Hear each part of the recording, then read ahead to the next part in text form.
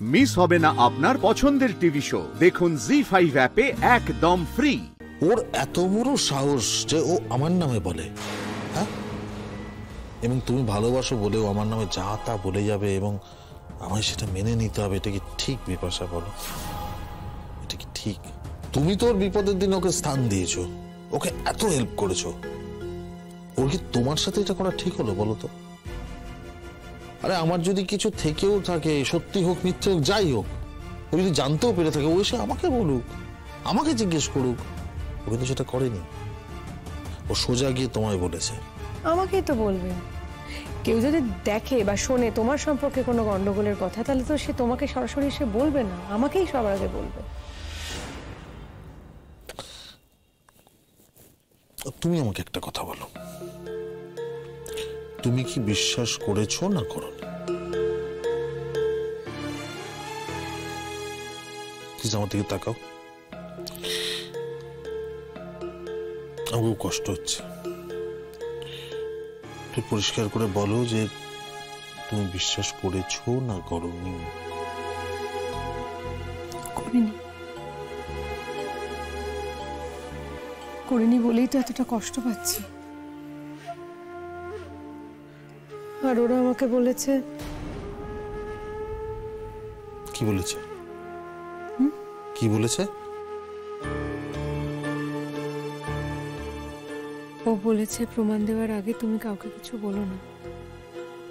তিনটে মানুষই একই কথা বলেছে, শীর্ষা, সুচরিতাদি, শিমুল, সবাই।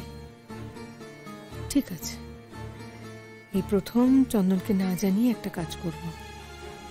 ওকে বলবো না যে কাল আমি যাচ্ছি ওদের সঙ্গে, ওই মেয়েটির সঙ্গে পরিচয় করতে। আমি দেখি না, দেখি কার কাছে নিয়ে যায় ওরা। তারপর এসে কাল রাতে সব বলবো। আমি তো বুঝে নিলাম যে চন্দনের কোথাও কোনো সম্পর্ক নেই, ও তো এরকম ছেলেই নয়। আজ থেকে দেখছি আমি ওকে, যখন কলেজে পড়ি তখন থেকে ওর সঙ্গে আমার যোগাযোগ, তখন থেকে ওর সঙ্গে আমার আলাপ। এই একই পাড়ায় আমরা কত বছর ধরে একসঙ্গে আছি, বিয়ে তো হয়েছে অনেক পরে।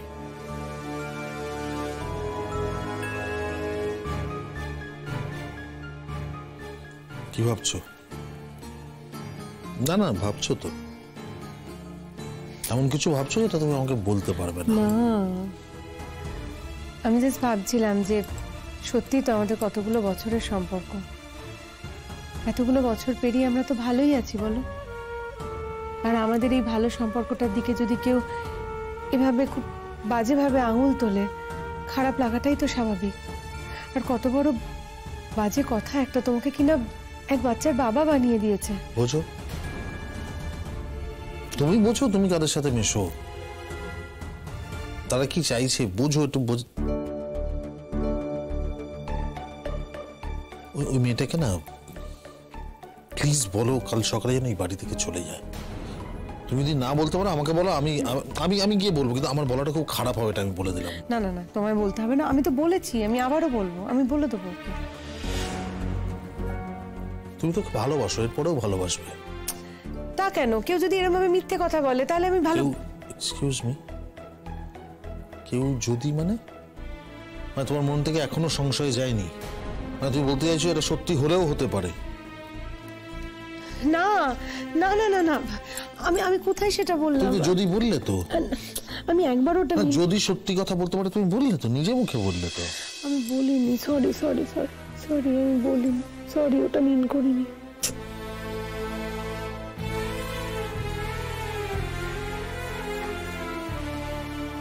তুমি কিভাবে নিজেকে চেঞ্জ করে ফেলেছো? হ্যাঁ, আমি দেখছি তো, তুমি প্রত্যেক কথা বলছো, তুমি নিজেকে, নিজের এক্সপ্রেশন চেঞ্জ হচ্ছে, তুমি অন্যরকম হয়ে গেছো।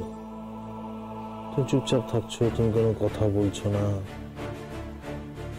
তুমি শুধু নিজের কর্তব্যটুকু পালন করছো, কোনো মতে যেটুকু না করলে নয়। তোমার কি মনে হয় বিপাশাটা আমি বুঝতে পারছি না? আমার খারাপ লাগছে না? সরি, আমার অপমানে লাগছে না? আমার কষ্ট হচ্ছে না? Sorry sorry sorry. বলো, তুমি আমাকে বিশ্বাস করো? তোমাকেই তো বিশ্বাস করি। আর কাকে বিশ্বাস করতে যাব বলো তো? তাহলে মন থেকে সব কথা ছুঁড়ে ফেলে দাও। যারা এসব কথা তোমার মনে ঢোকাতে চাইছে তাদের দূর করে দাও জীবন থেকে। চলো, রাত হয়েছে, এবার শুতে চলো, কালকে ভোর ভোর উঠতে হবে। আচ্ছা বাই দ্য ওয়ে, কালকে তুমি কি করছো, মানে কি প্ল্যান তোমার? কিছু করছি না তো। না মানে বন্ধুদের সাথে কোনো প্ল্যান কিছু? না, যাচ্ছি না কোথাও। ঠিক আছে। ও শোনো না, সেটা হচ্ছে কালকে আমাকে খুব সকাল সকাল বেরোতে হবে। আরে একজন ডাক্তার, তাকে ধরতেই পারছি না। কালকে একটা ট্রাই নেবো তাকে ধরার। আমাদের কাজ বুঝতেই পারছো তো। কালকে ফিরতে রাত হবে, অনেক দূরে, মানে ইনফ্যাক্ট নাও ফিরতে পারি যাচ্ছে। কালকেই ফিরবে না? কিন্তু কাল তো শনিবার নয়।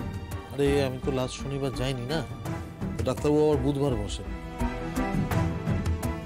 তো সে কারণে কাল যেতে হবে। কোথায় যাবে? তারকেশ্বর। তারকেশ্বর থেকে ফেরা যাবে না রাত্রিবেলা? হ্যাঁ, তারকেশ্বর থেকে না বের কি আছে। না না, এটা আসলে ওনার চেম্বারটা তারকেশ্বর থেকে অনেক ভেতরে একটা গ্রামে, হচ্ছে প্রথম কথা। দ্বিতীয় হচ্ছে যে উনি কখন দেখা করবেন তার তো ঠিক নেই। সকালে যাবো, হয়তো বলবে বিকেলবেলা আসো, বিকেলে বলবে রাত্রিবেলা আসো। ওনার রাত্রিবেলা চেম্বার করেন, তো সেক্ষেত্রে কি হবে, রাত্রিবেলা ওনার চেম্বারে গিয়ে অতক্ষণ কথাবার্তা বলে তারপর ফেরাটা, মানে ভাইবে দিয়ে রাত্রিবেলা ফেরাটা, মানে আমি কালকে বাইক নিয়ে যাবো। না না না, ওরকম ভাবে অত তাড়াহুড়ো করে আসার কোনো দরকার নেই। তুমি বরং থেকেই যেও, পরশুদিন ফিরে এসো। আচ্ছা, যেখানে যাচ্ছ খাওয়া দাওয়া থাকার ঠিকঠাক ব্যবস্থা আছে? আমি যাই না বাইরে, হ্যাঁ খাই না ঠিকঠাক, থাকি না, সব ব্যবস্থা আছে বাবা, তুমি এত চিন্তা করো না। আসলে এই ডাক্তার খুব পপুলার ডাক্তার, বুঝলে। ওনাকে যদি কোনোভাবে ম্যানেজ করতে পারি, মানে উনি যদি আমাদের কোম্পানির ওষুধ প্রেসক্রাইব করে দেন না, তাহলে কোম্পানির সেল অনেকটা বেড়ে যাবে। সেক্ষেত্রে আমার একটা প্রমোশন পাওয়ার ব্যাপার থাকবে, বুঝলে তো। তাহলে কালকে তুমি থাকছো না?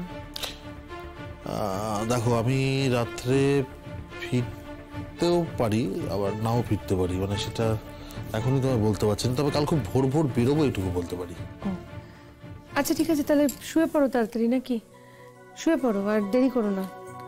আসছি আমি। কাল ভোর ভোর বেরোবো। ঠিক আছে, আসছি। Good night. Good night. ভালোই হলো, তুমি কাল থাকবে না, আর আমাকেও কাল ওদের সঙ্গে বেরোতে হবে। এই ফাঁকেই না হয় ঘুরে আসবো। জানি জানি পরশুদিন তোমার সঙ্গে আমার সব বিবাদ মিটে যাবে, আমার মনের মধ্যে যা যা সংশয় আছে সব দূরে চলে যাবে। আর আমিও তাই চাই। আমি শিমুলের মুখোশটা সবার সামনে খুলে দিতে চাই। আমার স্বামীর নামে এত বড় কথা বলা, কিছুতেই ওকে আমি স্পেয়ার করব না। যতই ভালোবেসে থাকি না কেন, সে ভালোবাসা আমি উইথড্র করে নেব। জি5 ডাউনলোড করুন আর সব এপিসোড দেখুন একদম ফ্রি।